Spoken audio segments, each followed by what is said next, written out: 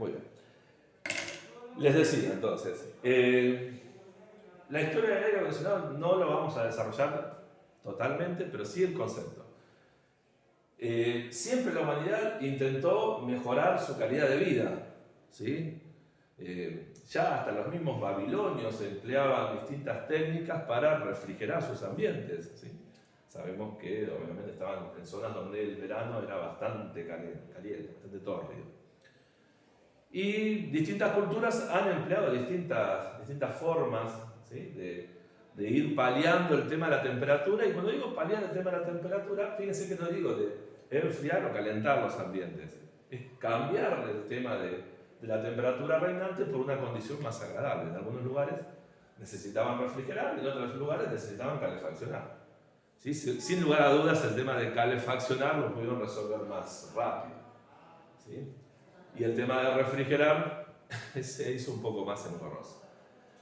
Ahora bien, esto se los digo porque también van a encontrar, por ejemplo, en la actualidad, publicaciones que dicen aclimatizador de ambientes.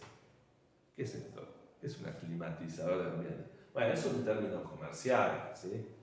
Y seguramente es alguna maquinita que, por ejemplo, hay unas maquinitas que ustedes tienen una cubeta que le ponen hielo y hacen circular agua a través de una serpentina enfrente de un radiador, de un ventilador, y tira aire frío, ¿sí? O en espacios abiertos van a ver que tiran un spray frío, ¿sí? Bueno, todas esas cosas en realidad son parte del mismo concepto. Cambiar de alguna forma el clima o la temperatura de algún lugar o de algún elemento. En el caso de los aires acondicionados específicamente, hubieron realmente muchos inventos, especialmente desde que se empezó a dominar la electricidad, ¿sí? Cuando se empezó a dominar la electricidad, empezaron a salir distintos aparatos eléctricos. Cuando se descubrió el tema de los motores eléctricos, para el principio de funcionamiento y se empezaron a perfeccionar, empezaron a aparecer todo tipo de aparatos electrodomésticos también.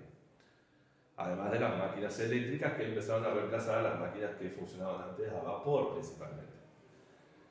Y un tal Carrier, ¿sí?, empezó a buscarle la vuelta a todas estas fórmulas que aprendimos alguna vez en la secundaria, sobre las leyes de los gases y la relación entre la presión, la temperatura y el volumen.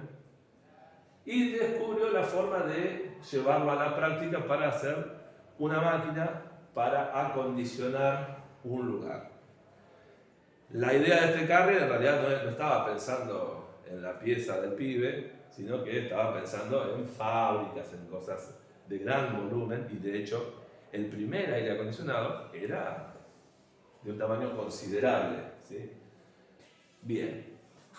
Era tan grande que lo tuvo que pensar dividido, con una teoría que se la conoce hoy como split, ¿sí? Split de separado, ¿sí? Por un lado, la unidad que estaba dentro del lugar a acondicionar, y por otro lado, la otra unidad que iba a sacar lo que estaba adentro para lograr el cometido de enfriar el lugar. En este caso, solamente pensaba en frío. Bien. Tuvo suceso inmediato porque no solamente se ocupaba de la temperatura, sino que también implícitamente se ocupaba de la humedad. Hay industrias que tienen muchos problemas con la humedad. Por ejemplo, la industria gráfica, ¿sí? El papel con humedad realmente tiene problemas para ser manejado, para la adhesión de las tintas. La industria textil, ¿sí? El tema del manejo de las sedas, realmente tiene incluso la misma lana, se altera por la humedad. Bueno, todo esto en realidad venía a resolver la misma máquina. Así que primero tuvo un aspecto industrial y luego a alguien se le ocurrió decir, bueno, ¿por qué no me refrigerás el cine? Porque realmente hace mucho calor. Bueno, a partir de ahí, de que empezaron las primeras salas de cine a ser refrigeradas y los primeros paseos comerciales a ser refrigerado, empezó una explosión realmente en cuanto a la demanda de los aires acondicionados. Ese fue el puntapié inicial. Luego vendría, obviamente, estamos hablando de principios del siglo XX, el año 1900, ¿sí? Vendría la Primera Guerra Mundial, obviamente, una debacle en cuanto a las economías, el mundo quiere empezar a progresar, empiezan de vuelta tímidamente el tema de los aires acondicionados, hasta que llega lamentablemente la crisis del 20, ¿sí? La gran depresión del 20, que en realidad es a fines del 20, en el cual toda la economía cae y nadie va a refrigerar nada, se estanca mucho, y ahí empiezan a buscarle la vuelta y decir, che, bueno, no le puedo vender a las industrias, si le vendo a don José, y empiezan a pensar en los primeros aires acondicionados de hogar, ¿sí? Pensados para un público minoritario todavía, porque era muy caro producir un aire acondicionado.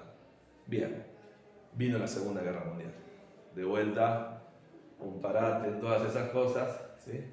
Pero, a diferencia, cuando termina la Segunda Guerra Mundial, el mundo es como que ya estaba cansado de guerras, aunque después vendrían otras guerras, ¿no? Pero estaba cansado de estas confrontaciones mundiales, todo, y quería cambiar, y empiezan las revoluciones de la vestimenta, las revoluciones de la música.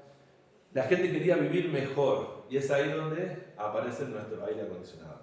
¿Cómo aparece el aire acondicionado para el público hogareño? De una forma distinta al que estamos acostumbrados a ver hoy. Era la unidad compacta, lo que se conocía como unidad compacta o de ventana. ¿Por qué? Porque en realidad era una caja que contenía todo, ¿sí? Un armazón de aproximadamente medio metro por medio metro por medio metro, prácticamente un cubo, que uno lo único que tenía que hacer era enchufarlo. Normalmente hacía un agujero en la pared, ponía el frente del lado de adentro y lo otro que sobresalía del lado de afuera, y así lo enchufabas y ya tenías tu aire acondicionado. Y lo llamaban de ventana porque muchas veces, antes que romper la pared y hacer un agujero considerable, directamente corrían la ventana, ponían el aparato sobre la ventana y arriba lo cerraban con algo y listo, resuelto en una tarde, ¿sí? Por eso se lo conocía como ventana.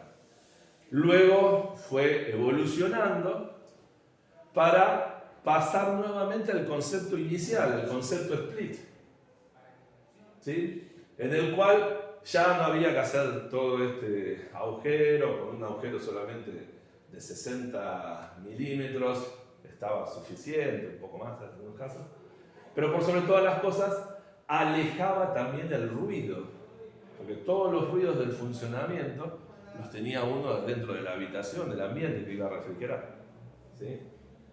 Los alejaba y los enviaba a otro lado más conveniente. Bueno, esa es básicamente la historia de nuestro aire acondicionado. ¿Estamos? Esto tendría que haberse detenido.